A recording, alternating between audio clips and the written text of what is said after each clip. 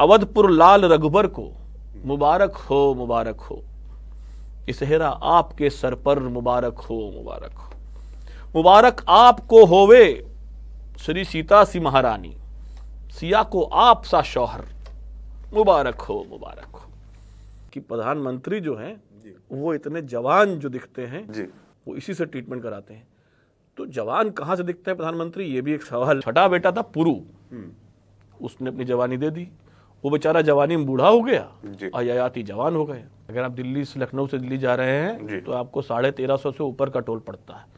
तो 650 रुपए है यहाँ से आगरा का टोल, 50 रुपए है आगरा से आगरा का टोल कनेक्टिंग बुद्धा हाईवे। अच्छा। और 350 400 450 रुपए वहां से नोएडा का टोल। ये जो ट्विटर पे बाहर आई है आदरणीय गडकरी जी के टोल टैक्स पर, हाँ जी, तो इस पर मतलब क्रिएटिविटी उभर के निकली है कि मैं निकला गड्डी लेके, रास्ते में नीचे गडकरी जी कह रहे हैं टोल आ गया, पुलिया टूट गई तो उसके चारों तरफ कि गड्ढा हो गया, तो बोले कि गड्ढे में कोई गिर जाएगा, तो उसके चारों तरफ दीवार बना दी गई, गड्ढा नहीं भरा गया कि बगल से निकल जाओ। हिमाचल में आपको टॉयलेट सीट पर बैठने के भी अब टैक्स देने पड़ेंगे। अंडरवियर टैक्स ले सकते हैं लोग चाहें तो, छींकने का टैक्स ले सकते। मैं सजेस्ट कर रहा हूँ कौन कौन सी। अगले सजेस्ट न करो, कुछ सुन लेगा अगले उसमें आ भी जाएगा। सुलभ शौचालय को लखनऊ में क्या कहते हैं बताइए जानवी जी, कुछ खास इलाकों में, मतलब बच्चों की स्लैंग लैंग्वेज अगर स्लैंग्स में कहें तो कहते हैं बम पुलिस।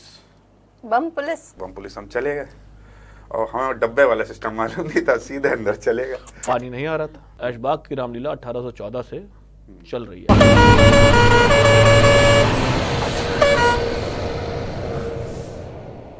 नमस्कार, मैं हूं जानवी, ये है चयन जी और ये है नितिन जी।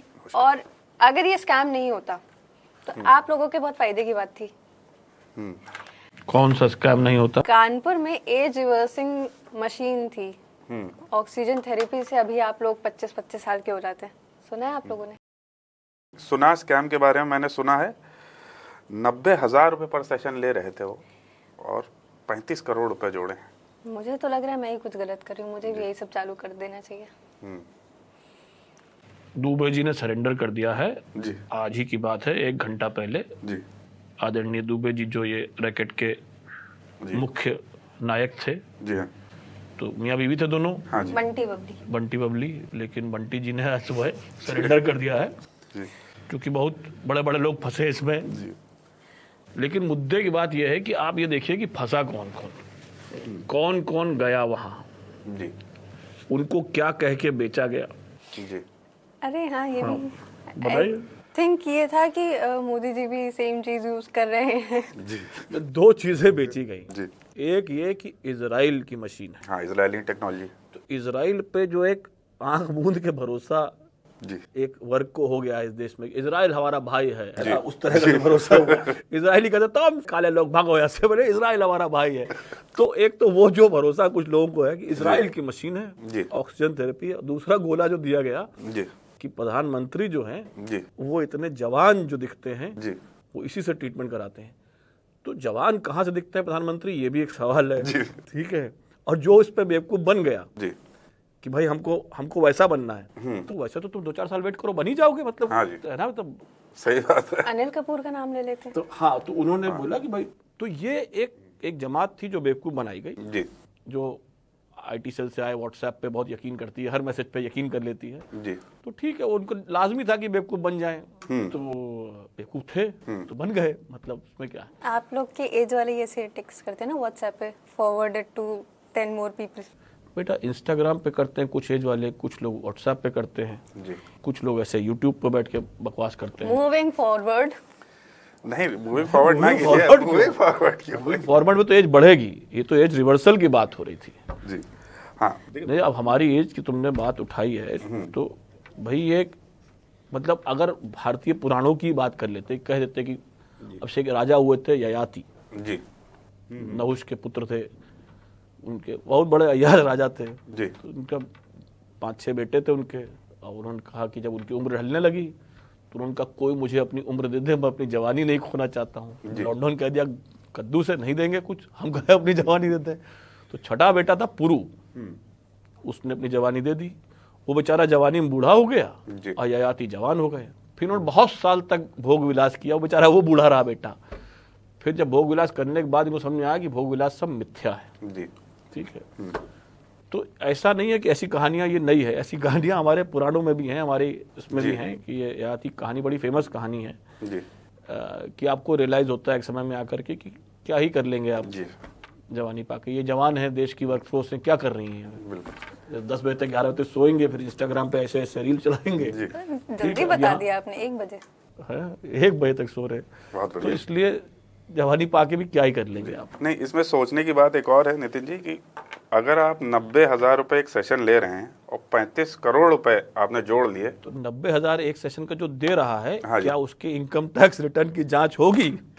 हाँ। सवाल ये है हाँ। कि अगर मियां बिल्कुल। बीवी 2 लोग जा रहे हैं और एक सेशन के 1,80,000 दे रहे जी। हैं, और वो मशीन की फोटो अगर आप देखें, जी। वो लोकोमोटिव का इंजन के अंदर का जो पैनल होता है, जी। जोड़ कबाड़ी का जोड़ जाड़ के बनाया हुआ, जी। जी। वो ले लिया गया, लगाया गया कि इसमें से सब ऑक्सीजन थेरेपी होगी और आप जवान हो जाएंगे। तो जवानी की जो ये भूख है, शीला की जवानी जो है, वापस आई नहीं, है ना? 3800 ना, लोगों ना, की ना, कम ना, से ना, कम। क्या है वो नहीं मिलेगी, क्या इसका ना, कौन सा है वो, भूल चुकी हूँ तेरे मैं हाथ गाने। ना आनी, है ना? शीला की जवानी। निकल गई एक बार हाथ से तो निकल गई, शीला की जवानी वापस नहीं आनी। जी।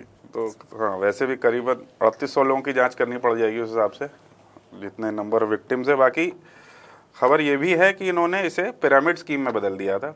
हाँ, चेन मार्केटिंग भी थी। मल्टी लेवल तुम मार्केटिंग। जवान हो, दूसरों को जवान लेने का धंधा फंसा कर लाओ, तुमको कमीशन मिल जाएगा। आप 3 लोगों को बताइए। हाँ, तो ये जो आप देखिए कितना गलिबल है समाज। जी।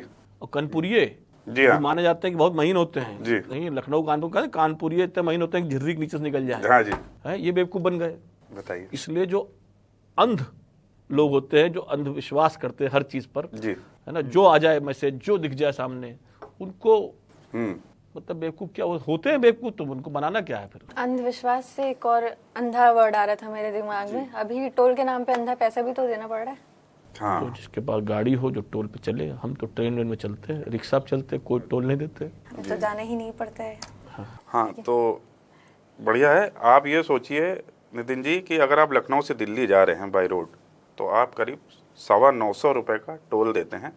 आप गलत बोल रहे हैं। अगर आप दिल्ली से लखनऊ से दिल्ली जा रहे जी। हैं तो आपको 1350 से ऊपर का टोल पड़ता है। तो फिर 650 रुपए है यहाँ से आगरा का टोल, 50 रुपए है आगरा से आगरा का toll, connecting both the highway. अच्छा। और 350, 400, 450 रुपए वहां से नोएडा का टोल। अच्छा, तो एक ठीक है, एक शताब्दी के चेयर कार से हम्म। ज्यादा का जी। कीमत वही है मैं कह टोल रहा की, बाकी पेट्रोल की कीमत अलग है। हाँ। और रास्ते में रुकेंगे तो आप महंगा वाला नाश्ता भी करेंगे हाँ ही जी। करेंगे। तो इसलिए हाँ, तो एक रोड छूट गई थी मुझसे। हाँ। उसके लिए क्षमा कौन प्रार्थी। सा हमें देना है? हम तो ट्रोल मीम्स की बात कर रही थी मैं, बहुत अच्छे आ करिए रहे हैं। नहीं, तो बढ़िया ये है इसमें कि आपने अभी हाल फिलहाल में खबर सुनी होगी, गुजरात में नकली नाका, टोल नाका भी लगाया गया था। टोल नाका लगा था। तो जी जी। ये काम गुजराती कर सकते हाँ। हैं। ये काम जो है कि पूरी रोड छिका के एक टोल नाका लगा दिया, उस पर टोल वसूली चल रही हो, कई दिनों से चल रही हो, हाँ, किसी को प्रॉब्लम 1.5 साल चली। 1.5 साल चल रही है। 1.5 साल चली। मेन हाईवे से डाइवर्ट किया था ट्रैफिक, 50% डिस्काउंट दे रहे थे, 73 करोड़ रुपए जोड़ लिए थे। लेकिन ये जो ट्विटर पे बाहर आई है जी। आदरणीय गडकरी जी के टोल टैक्स पर, हाँ जी। तो इस पर मतलब क्रिएटिविटी उभर के निकली है।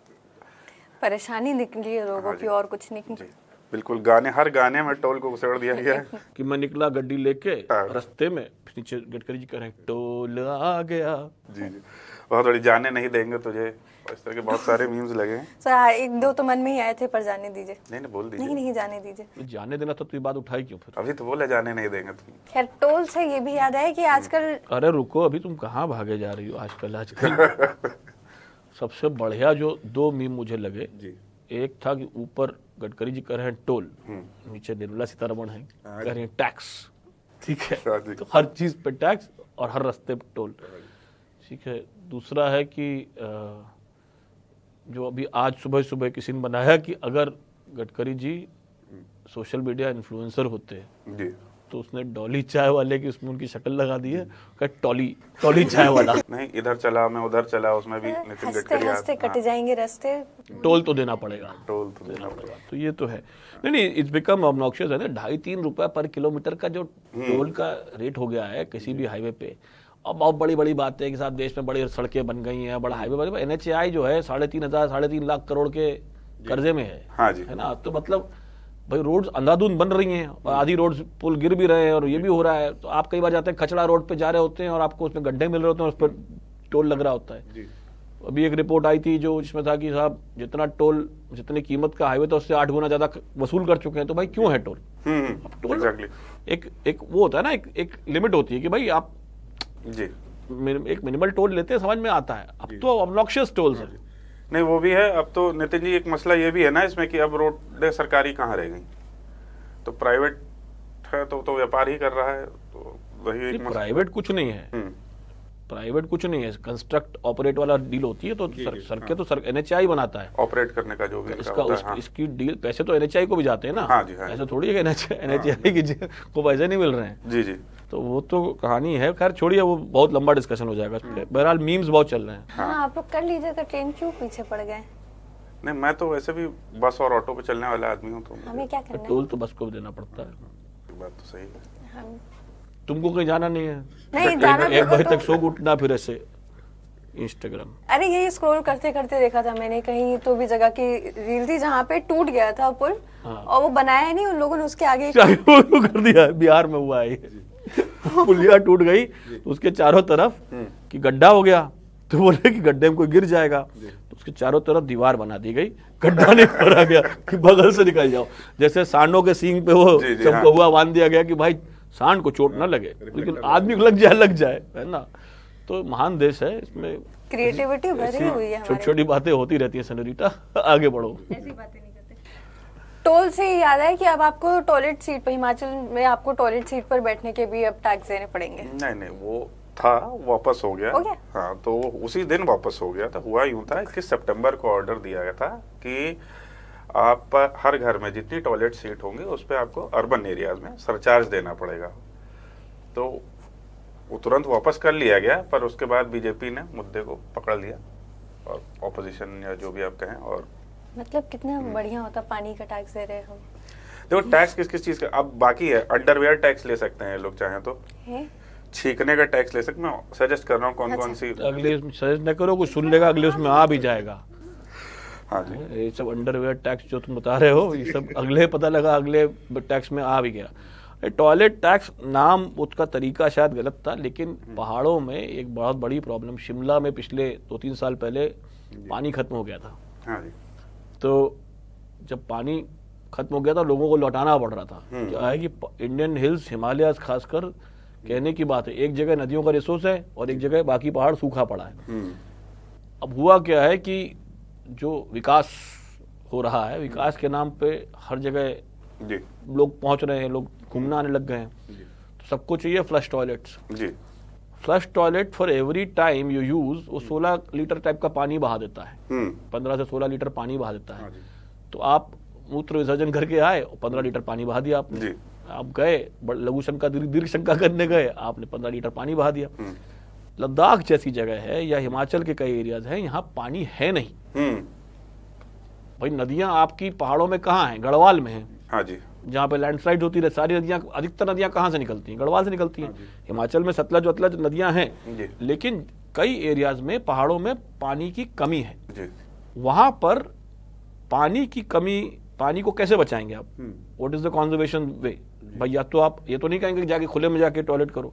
ये तरीका गलत था कि जितनी टॉयलेट सीट है उस पर टैक्स लगा दो। भाई एक तरीका है कि आप लोगों को एजुकेट करिए कि भाई पानी कम वेस्ट करें, छोटा फ्लश बड़ा फ्लश होता है, उस तरह से करें। तब ये तो मजाक हो गया था कि सर आप बैठे हैं तो कि भाई उससे अच्छा आदमी सस्ता पड़ेगा, सुलभ शौचालय चला जाए।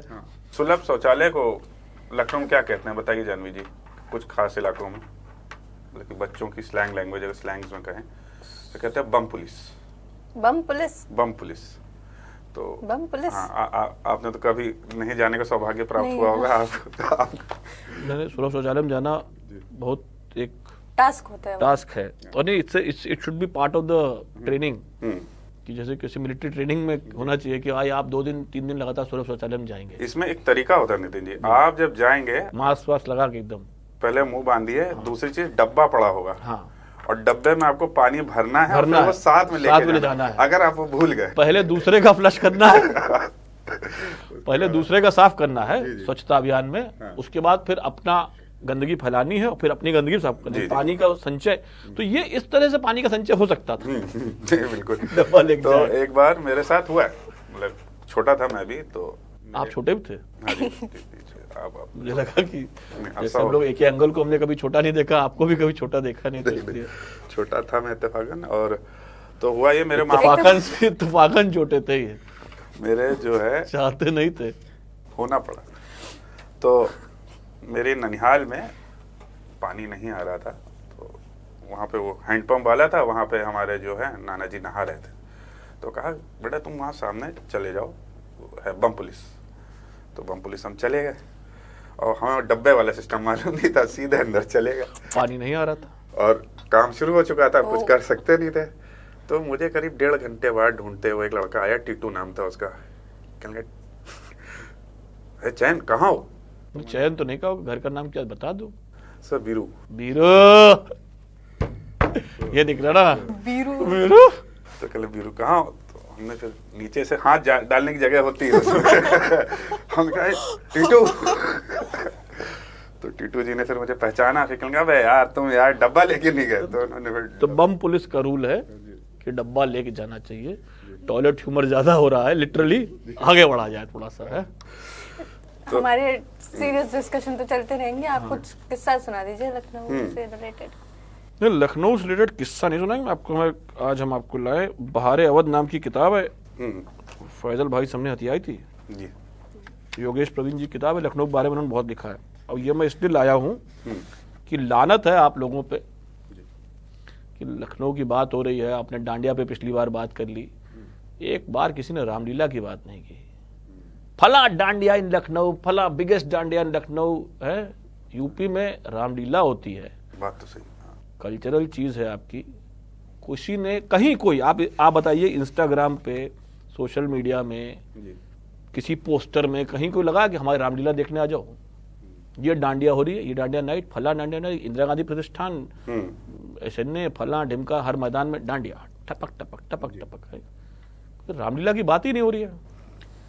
तो मैं बेहद खेद है सर हमें उस बात खेद का। से क्या होगा। आप कभी रामलीला देखने गई हो? बचपन में गई थी। तो बचपन में अब आजकल माँ बाप बच्चों को डांडिया ले जाते हैं, रामलीला दिखाने ले जाते हैं।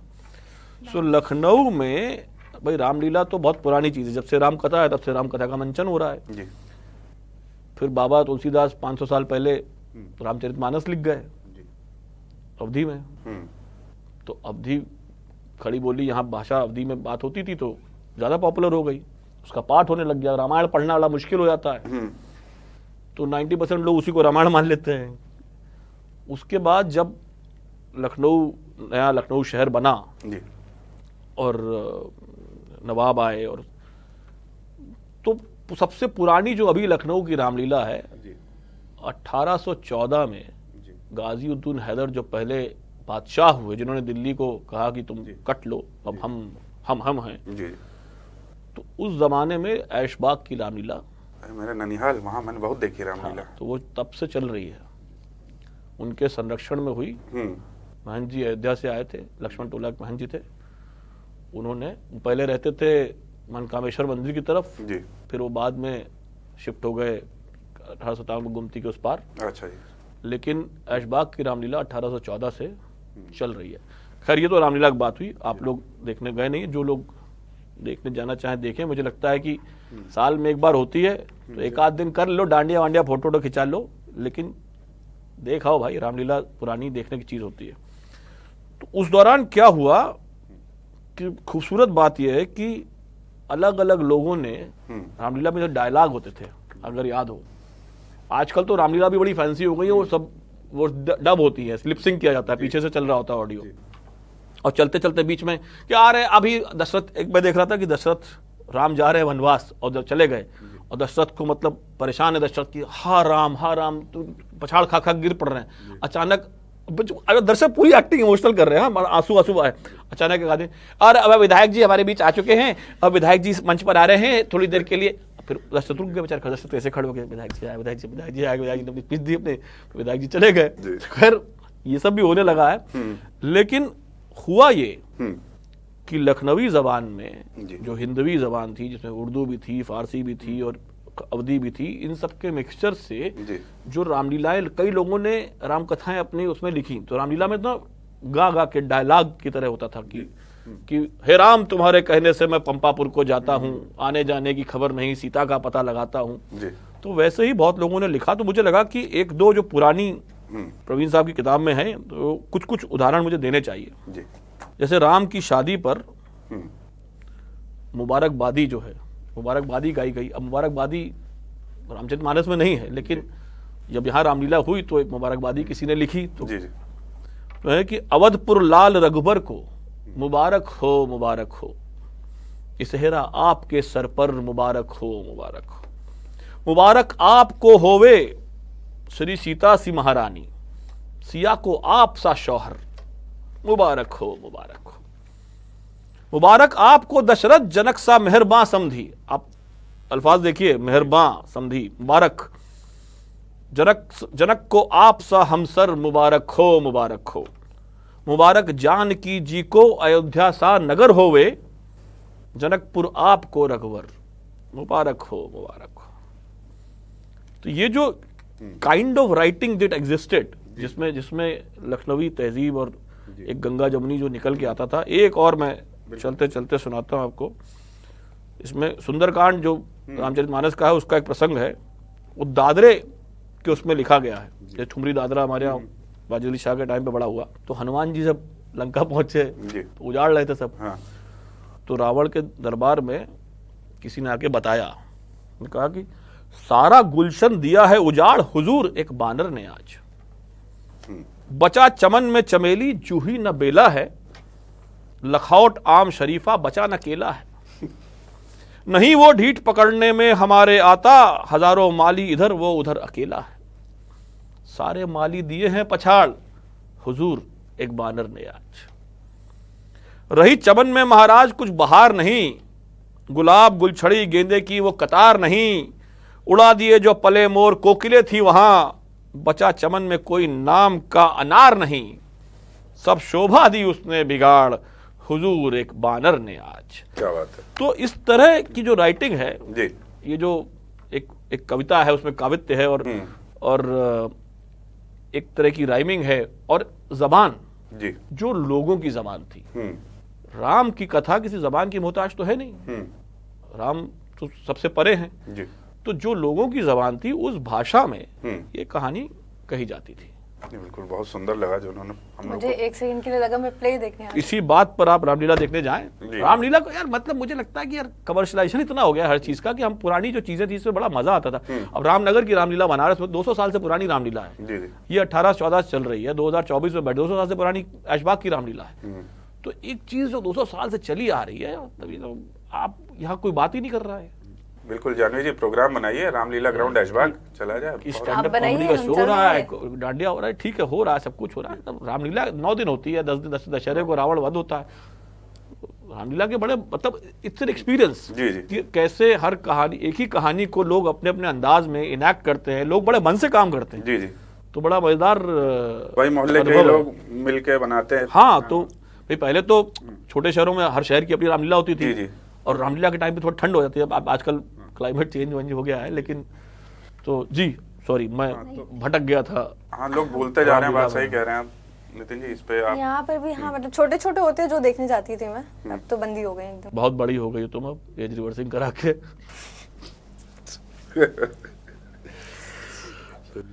छोटे छोटे तो अम्मा बाबूजी लेके जाते रहोगे ना, नाना लेके जाते दाना लेके जाते थे ना। तो अब तुम अपने अम्मा बाबूजी को कहो कि जो अपने और छोटे बच्चों को कहीं लेके जाएं। तो मैं ही हूँ और नहीं।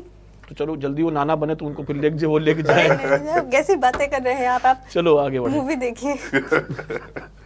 मूवी कौन सी मूवी दिखा रही है? अरे मूवी आने वाली है, कंगना रनौत जो तनु विद मनु में सेकंड पार्ट में उनका डबल रोल था, अभी थर्ड पार्ट आने वाली है, ट्रिपल रोल है। कंगना रनावत आजकल ऐसा मसाला है कि जहां मौका लगे वहां डाल दो। तो आप भी तो 3-3 बार रही है, देखिए ठीक है, अच्छा है। देखिएगा आप, फिर आप मूवी छोड़ के आप रामलीला। नहीं, मैं तनु वर्ड्स मेनू मैंने देखी, कंगना रनावत की वजह से नहीं देखी। मैंने उसके जो डायरेक्टर हैं आनंद साहब जो है उनकी वजह से मैंने देखी पिक्चर, और बड़ी बढ़िया फिल्म लगी मुझे। हाँ। तो दोनों पार्ट, तो इनफैक्ट शायद अकेली पिक्चर दूसरा पार्ट जिसमें मुझे लगा कंगना रनावत थोड़ी बहुत एक्टिंग भी कर पाई है। मेरा उनको लेके एक विशेष विचार है, इसलिए मैं ज्यादा बोलना नहीं चाहता हूँ। जी जी। लेकिन 3-3 कंगना रनावत झेलना मतलब हाँ, हाँ, पर उनकी एक्टिंग मुझे पसंद है। अब राजनीति के बारे में कुछ नहीं कहना चाहता हूँ। लेकिन एक्टिंग से अच्छे वो बयान देती है। मैं मानता हूँ कि वो खैर सॉरी एंटरटेनिंग है वो काफी। जी। सिंघम रिटर्न्स का ट्रेलर भी आप लोगों ने नहीं देखा होगा। नहीं हमने देखा। सारे लोग ऐसे एक्टर को पकड़ रहे जिसको कोई नहीं पूछता। हाँ, तो आप कहना चाह रही हैं कि अक्षय कुमार, टाइगर श्रॉफ भी आ अक्षय गए। कुमार, अक्षय कुमार, अजय देवगन है अजय यार। देवगन है। हाँ सॉरी, अजय देवगन, टाइगर श्रॉफ, कहाँ से पकड़ के लाए तुम? दीपिका पादुकोण, सब लोग मिलके अर्जुन कपूर को पकड़ रहे हैं इसमें। हाँ, टाइगर श्रॉफ। हाँ, तो थोड़ा बहुत ही अनरियलिस्टिक सी मूवी है, पता नहीं क्यों बनाई है, पर देखिए, बन गई इसमें- है। 6 मिनट का ट्रेलर है। हाँ जी उसके आपको लगा पिक्चर खत्म हो गई, जी। तो लगा पिक्चर नहीं थी, ट्रेलर था। जी। ट्रेलर में इतना पका हुआ है हाँ। तो पिक्चर में क्या होगा देखिए, कि हर 30 सेकंड पे एक नई एंट्री, लो ये भी है, ये भी है, ये भी है, ये भी है, सारे मसाले डाल सारे दिए। मसाले। तो इसमें जो है सिंघम- क्वेश्चन उसमें हुई है रामलीला की बात। एक क्वेश्चन, हाँ जी उसमें जब अजय देवगन दीपिका पादुकोण का हाथ पकड़ के उछलने, तो एक ट्रक उनको मारने आ रहा है और एक मिसाइल आके ट्रक में लगती है। जी। और वो बच जाते हैं। मिसाइल किसने दागी? जो बता दे उसका नाम अगले शो में जानवी जी उसके ऊपर एक कविता बना के पेंशन करेंगे। इसमें मैं आपको कुछ चीजें बताता हूँ। जो सिंघम 1 में विलेन का गुंडा था, विलेन का गुंडा हाँ, जिसको बेल्ट मारते हैं अजय देवगन, सिंघम गोवा में विलेन का दौड़ा गुंडा। के ऐसे उछल के ऐसे रो के धड़ धड़ धड़ गिरता है। वो जो कहता है और मार, उसको अजय देवगन मार रहे होते हैं, वो सिम्बा में वकील बन गए हैं। ठीक है। सिंघम 1 में जो हीरोइन की माँ थी, माने गोटिया की बीवी, वो सिम्बा में आशुतोष राणा की पत्नी है। सिंघम 2 में जो रिपोर्टर था वो सिम्बा में जज बन गया है। और सिम्बा में जो रेपिस्ट था जिसका इनकाउंटर हुआ है, वो सूर्यवंशी में ATS ऑफिसर बन गए हैं। वाह। तो मुद्दा यह है कि सिंघम सेम है, हाँ जी, बाकी सब ये कॉप यूनिवर्स में थोड़ा खिचड़ी हो गई है। कंफ्यूजन है। तो कंटिन्यूटी न माने, सिर्फ सिंघम को कंटिन्यूटी माने। हाँ जी, हाँ जी। ठीक है यार, बंटी बबली बंटी बदल दिया था उन्होंने यार, तुम क्या बात कर लोग रहे हो? मल्टी यूनिवर्स बना रहे, कॉप यूनिवर्स बना हाँ, रहे, तो ठीक चलते है ना, हैं। बड़े बेस्ट कॉप यूनिवर्स जी। Was a show called FIR। हाँ, हाँ जी सर। ठीक है, I haven't seen a better cop universe than that. Kavita Kaushik ji थी। कविता कौशिक जी थी जी, उसमें। जी, जी, बहुत मैंने बढ़िया शो था वो, है ना? मुझे लगता है कि बेस्ट कॉप यूनिवर्स वही था। तो इसमें दीपिका पादुकोण ने कितनी फेक एक्शन लग रहा है इसका, ठीक है। अजय देवगन का एक्शन उनको रियल लगता है। मतलब इतना ज्यादा। मतलब ऐसे मारा तो आदमी गया 8 फीट तक, दाड़ दाड़ गोल गोल घूम के गिरता है सब। सर वो ऐसे ही कर देते, मैं अभी उड़ जाती है। बायस्ड हैं जानवी जी। हाँ जी, पूरे। ठीक है, इन्होंने अभी मिथुन दा वाला एक्शन नहीं देखा। मिथुन दा को दादा साहब फाल्के अवार्ड मिला यार। आप लोग क्या बात कर रहे हैं? ये सब मतलब गोविंदा गोली लगी, सब आप लोग बात ही नहीं कर रहे हैं। सिंघम और कहाँ वो आदमी खुद को ही गोली मार ले रहा है, क्या बात मिथुन दा को दादा साहब फाल्के अवार्ड मिला है। मिथुन दा की फिल्मों में आपने एक्शन नहीं देखा। आदमी उल्टा कूद के 4 मंजिल चढ़ जाता था। लोग ऊपर से नीचे कूदते हैं, यहाँ ऐसे कूदे और ऊपर। उसमें एक पिक्चर में आप गुलशन ग्रोवर की मार्शल आर्ट भी देख सकते हैं, हाँ। अगर आप देखिए। और साइकिल के पीछे आदमी अपने आप कैसे बचा सकता है बंदूकों गोलियों से, साइकिल के पीछे। हंस रहे हैं आप लोग यार। नहीं नहीं, वो बहुत बढ़िया है ना। कैप्टन अमेरिका वाली शील्ड थी वो साइकिल। हाँ, तो मिथुन जी- तो जब वो हो सकता है तो ये हेलीकॉप्टर ऐसे ऐसे क्यों नहीं घूम सकते भाई? सब हो सकता है। पिक्चर है जी। तो ऐसा देखो, हा हा हु करो और लौट आओ। नहीं ना ना ना एंटरटेनमेंट हो, डांडिया कर लो जाके। अरे मैं नहीं जाती यहाँ पर, रामलीला डांडिया देख में होते, यहाँ रामलीला बेटर है। हाँ, कुछ है क्या वीकेंड में है, बता बिस्मिल दी। की महफिल सजने वाली थी। बिस्मिल की महफिल। सूफी से नाइट है, वैसे जा सकते हैं आप लोग भी। संडे को हो रहा है 13 अक्टूबर फिनिक्स पलासियो में। फ्री है? नहीं, हाँ, तो पैसा भी बता दो। हाँ, टिकट लगेगा। बुक माई शो पे चेक कर लीजिए, मतलब सारा मैं बता दूं। ठीक है, भी सही। इवेंट देख लीजिए। ठीक है भाई, बिस्मिल की महफिल देखी जाएगी। बस यही है, और मतलब सारे बोल रहे हैं, आ ही रही हैं तनु अजमनु, देखिए। ठीक है 1 जी। नवंबर को सिंघम रिटर्न्स देखिए, मन हो तो। ठीक है जी। और बाकी डिस्कशंस और मूवीज तो चलते रहेंगे, मजे करिए आप भी। हम निकलते हैं, नमस्कार। नमस्कार। नमस्कार।